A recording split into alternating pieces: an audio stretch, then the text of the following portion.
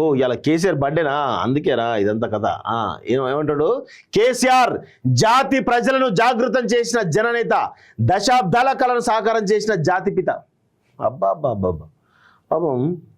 చూడండి ఇక్కడ వద్దిరాజు రవిచంద్ర ఈ యాడ్ ఇచ్చిండు, ఈ వద్దిరాజు రవిచంద్ర యాడ్ ఇచ్చిండు, కానీ ఇక్కడ కేటీఆర్ ఫోటో పెట్టిండు, హరీష్ రావు ఫోటో పెట్టిండు, మరి ఆ ఇంట్లో ఉన్నటువంటి కవిత ఫోటో మాత్రం పెట్టలేదు.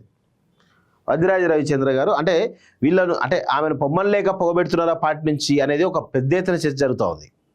పొమ్మని లేక ఆమెను పార్టీ నుంచి గెంటేసేటువంటి ప్రయత్నం జరుగుతూ ఉంది.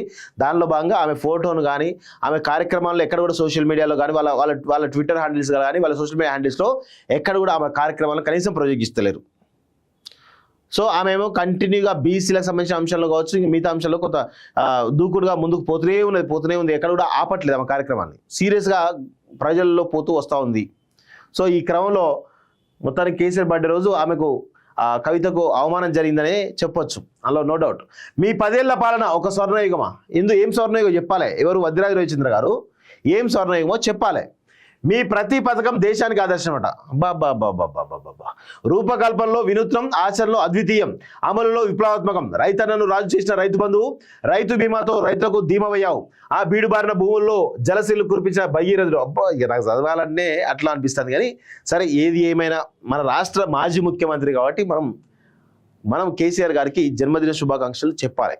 దయచేసి ఈ జన్మదినం నుంచైనా కానీ మీరు మారండి, ప్రజల్లోకి రండి, ప్రజల సమస్యలు ఏమైనా ఉంటే విమర్శించండి. కానీ మీ కొడుకు ఆ చిల్లరగాళ్ళు ఇద్దరు బిల్లారంగాలు ఇద్దరు రోడ్లపై నెట్టినవు, వాళ్ళేమో పిచ్చోళ్ళు లెక్క తయారై ఏం చేస్తున్నారో అర్థం కాని పరిస్థితిలో ఉన్నారు. ఇప్పటికైనా నీ బర్త్డే నుంచి కొంత నువ్వు తేరుకొని కొంత బుద్ధి తెచ్చుకొని దయచేసి ప్రజల్లోకి రా, ప్రజల్లోకి వచ్చి అసెంబ్లీ సమావేశాలు జరుగుతున్నాయి, అసెంబ్లీ సమావేశాల్లో కూడా పాల్గొను.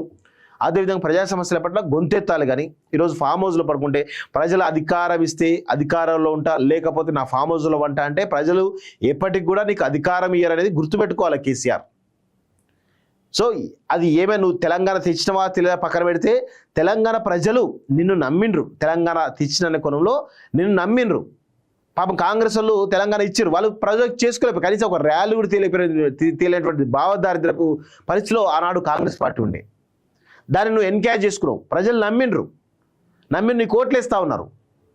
10 సంవత్సరాలు అధికారంలోకి ఇస్తే ఈరోజు ఆంధ్ర పెట్టుబడిదారి పెత్తందారి వ్యవస్థ కన్నా ఎక్కువగా ఈరోజు మీరు దోపిడీ చేసిరు.